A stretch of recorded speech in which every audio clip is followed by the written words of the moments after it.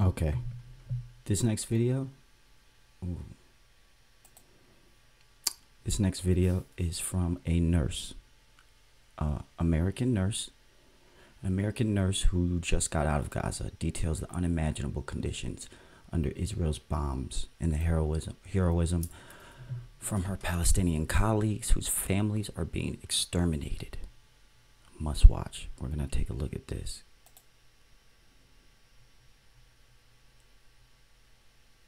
Sure. Okay.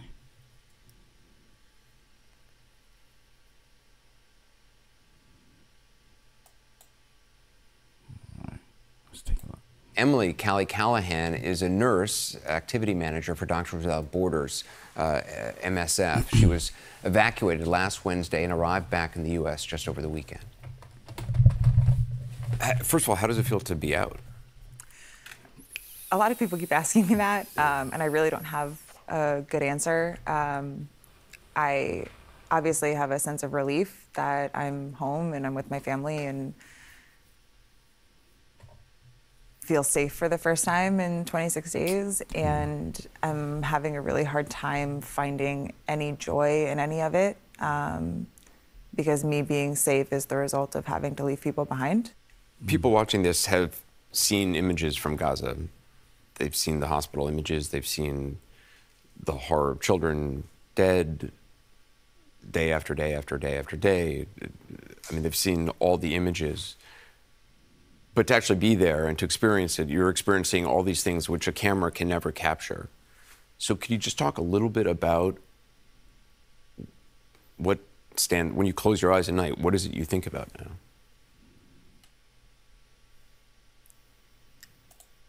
I can only imagine what she has seen. Oh, Lord. I think the answer to that question, I'll start at KYTC, which was, we were relocated about 5 times over the course of 26 days due to security concerns. And one of the places we wound up was the Khan Yunis Training Center. We call it KYTC. That's when people had evacuated to the south, so you were in the south of Gaza at that point. Yes, when we went to below Wadi Gaza line. And there were... And FYI, Israel warned people to go to the south so they don't get bombed. And then they bombed the south. They've done that a couple times. By the time we left there were 35,000 internally displaced people living alongside us. There were children with just massive burns down their faces, down their necks, all over their limbs. The burns, that's white phosphorus, which is a war crime. And because the hospitals are so overwhelmed, they are being discharged immediately after, and they're being discharged to these camps with no access to running water. There's 50,000 people at that camp now and 4 toilets. They're given 2 hours of water every 12 hours. There's 4 toilets for 50,000 people. Yeah. And the water, Israel's cut the water. So I don't know how they're getting water, but they don't have a regular supply. And that's where we were living too. And they have these fresh, open burns and wounds and partial amputations that are just walking around these conditions. And parents are bringing their children to us going, please, can you help? Please, can you help? And we have no supplies. When in situations where there are tens of thousands of people and it is a war and people can't feed their kids, things get strange very fast and things get tough very, very fast and people turn on each other. You saw that up close. At KYTC, the reason we had to leave was because we were starting to be harassed. Desperate people who are losing loved ones right and left are angry. And they would point at me and scream American walking past. And at that point, we had no idea what was coming in the next few days. And they would yell things in Hebrew to see if we were Israeli. They accused our national staff of either being traitors or said, you're pretending to be Arab. We know that you're just pretending to be Arab. Stop lying to us. And our staff had to defend themselves. And we said to them over and over again, you don't have to stay. We understand if you want to leave us. And they said, you are family too, and we're not going anywhere. Your staff. I mean, can you blame them? Can you blame these people? I mean, you basically are from the West. You from there. I mean, and if you can't take care, if you can't save my child, what good are you? I mean, really? I mean, you can't blame these people. These people, man. Oh my God. And then they wonder why they don't like. The Palestinians who worked for MSF or Doctors Without Borders were concerned about your safety. We would have died within a week without them.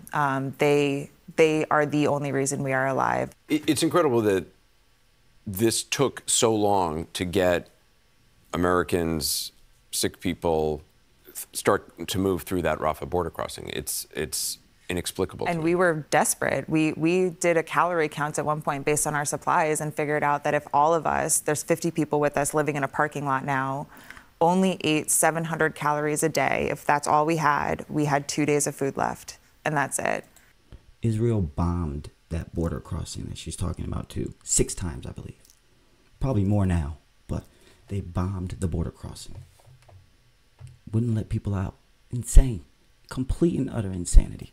And our national staff took off. We had no cell service at that point, so we had no idea what had happened to them. There's bombs going off all around us because there's no safe place in Gaza. Even getting through that Rafah border crossing, what was that like? They didn't leave our side for a second. The national staff? The national staff. Because they feared for your safety, even at the border crossing. They made sure they were standing between us and desperate people. They made sure that they were talking to every official that they could find, trying to push us through, trying to get us on the bus, trying to get us out. And we're standing there and we're watching these incredible men who have sacrificed everything for us, who have sacrificed time with their families, their own physical safety, their own water supply they were giving to us. And we're watching them fight to get us across the border, knowing that we were not bringing them with us.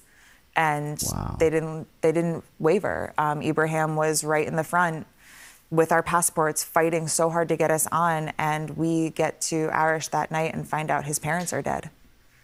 They were losing family members and friends. You said if these people go through what they go through, and they still didn't waver. They still treated them like family, basically, while their real family is dying. I mean, all the BS that they talk about these people, man, for what they go through, and our governments are doing it, and they still treat American like that. Man, shit, bro. If it wasn't for your national staff, you think you would have been killed by people who were just desperate? We either would have starved to death or run out of water. They were the ones that negotiated all of that. Gaza's a small city, so everyone knows everyone, and they would call in favors and call their friends and say, who do you know that has food? Who do you know that's open? Where can we get this? And they would drive all over the place to find water.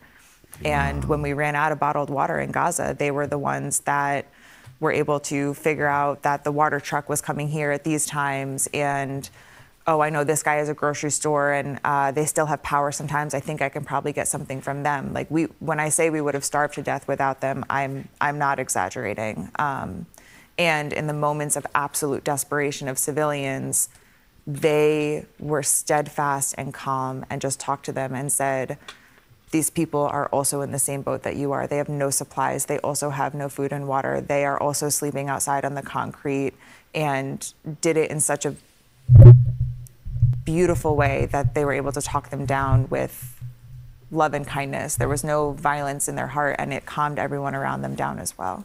Because they're used to it at this point. That's what's sad. That's what's really sad. These people, the way they probably handle pressure is unlike anything that we could even imagine. Would you go back to Gaza? In a heartbeat. In an absolute heartbeat. My heart is in Gaza. It will stay in Gaza. The Palestinian people that I worked with, both our national staff in the office as well as my staff at Indonesia Hospital, were some of the most incredible people I've ever met in my life. When everything went off and we got the notice to move south of Wadi Gaza, I was texting my nurses at Indonesia Hospital, and I said, we lost a nurse weekend one. He was killed when the ambulance outside the hospital was blown up. And I was texting. And I heard about that. Israel bombed a fleet of ambulances. I mean, unbelievable. I think they were Red Cross ambulances. That's just, and they knew what they were doing. Texting them when we got the evacuation orders, and I said, did any of you move south? Did any of you get out? Like, are any of you coming down this way? And the only answer I got was, this is our community, this is our family, these are our friends. If they're gonna kill us, we're gonna die saving as many people as we can. And I said, if I can ever have an ounce of the heart that you have, right, I will die a happy person. They were incredible. I would like to send out a reminder that there are civilians seeking shelter there, and that my doctors and nurses didn't leave out of loyalty to their community. And I know that there is an idea being pushed right now that anyone that stayed behind is going to be considered some kind of a threat. And I want to remind people that the people that stayed behind are heroes. The people that stayed behind are they know they're gonna die, and they're choosing to stay behind anyway. You're talking about doctors, nurses in the hospital? I wake up every morning and I send out a text message and I ask, are you alive? And every night before I go to sleep, I send another message and says, are you alive? Well, Kelly, thank you so much for your time. I'm shocked the mainstream media did this interview. I mean, this obviously goes against their narrative. And, you know, man, that's so sad, bro. You know, their narrative is that everybody's, hey, you know, Hamas is everywhere. And, you know, we gotta bomb everything because Hamas is there. And human shields and all this nonsense. You know, it's a blatant attempt at a genocide now. I mean, ethnic cleansing, genocide, whatever you want to call it. And these people are trapped in a small area and can't get out, surrounded by martial law military. And, you know, this has gone way past self-defense. I mean, this is a joke. Self-defense, that's a joke. You know, this is completely out of pocket and needs to be stopped. I hope they're able to, you know, not a ceasefire, a pause. So let's pause for you know, a couple weeks, and then so we can bomb you again. Like, what? What is that? Doesn't even make sense. No, stop bombing them, bro. You know, at the beginning of this, they should have never been able to just shoot missiles over there indiscriminately, shooting everything. At this point, we know they are purposely shooting out hospitals, schools. They're purposely doing that, right? And then they go, oh, Hamas was there. Bull. Where's the intelligence? Where's the evidence that you know? No, man. No. Israel's completely out of pocket. They're beyond bullies. I mean, and we're funding that. Your taxpayer money at work here. It's a shame.